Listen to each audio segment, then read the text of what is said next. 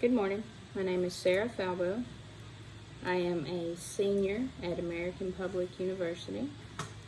This is Lab 3 for Physics 133. And this lab is going over Newton's law of motion. We were doing conservation of motion. You're going to need 5 marbles. You need 2 rulers, but I didn't have to. So I just kind of made do with this bad dude. So to set up your first experiment, you just lay it out like this. Hope you can see that good. It looks good on my end, but you never know.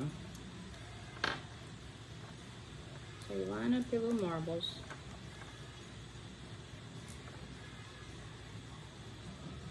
You're better off if you tape this down, but I haven't. It's on a flat surface though, so that's a plus. You'll need your notebook, your paper, your notes, your pre and post lab questions. So you make a runway with this, you line up your marbles, you put 4 marbles in line, and then you roll the 5th marble into the other 4. And I didn't do it super hard, I've not got a lot of room here. But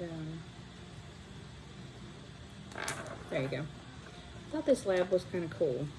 Of all of them that we've done so far, this is the one that I learned the most from. If you take back 2 and do that, yeah, that didn't work out right. But supposedly, if you do this right and you take back 1 marble and slam it into the 4 other marbles, the energy transfers from marble to marble, throwing out 1 marble. And thus, if you take 2 marbles back and slam it into there, that kind of worked. The energy transfer from both marbles will go through the next 3 and push out the last 2 marbles, which is neat. Let's see. So you roll a 5th into the 4 marbles and watch the furthest ball shoot out, which is what I showed, and then you have energy transfer. This follows with Newton's 3rd law that states any motion will stay in motion until another force acts upon it. Energy in ball 1 was conserved through all of the other balls into the last one and then shot that one out. For the second go round, we tried collisions. We placed 1 marble on each side.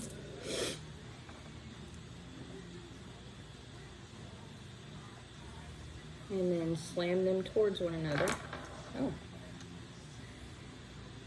And watched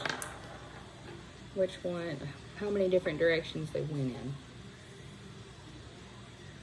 We made note of how many shot off in either direction. Then we would add marbles to each side and note how those collided and energy was transferred. Once again, I think that it would be nice to have something that stood up a little bit instead of being flat like a ruler. I mean, especially if you're going to put much force into this. But,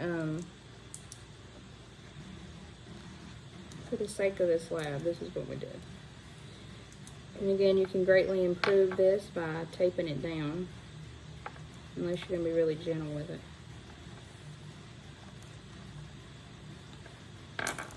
Anyways, like I said, this one was the neatest lab I think we've done, just because you see it. You can be hands in it. Anyways, that's lab 3. Thank you.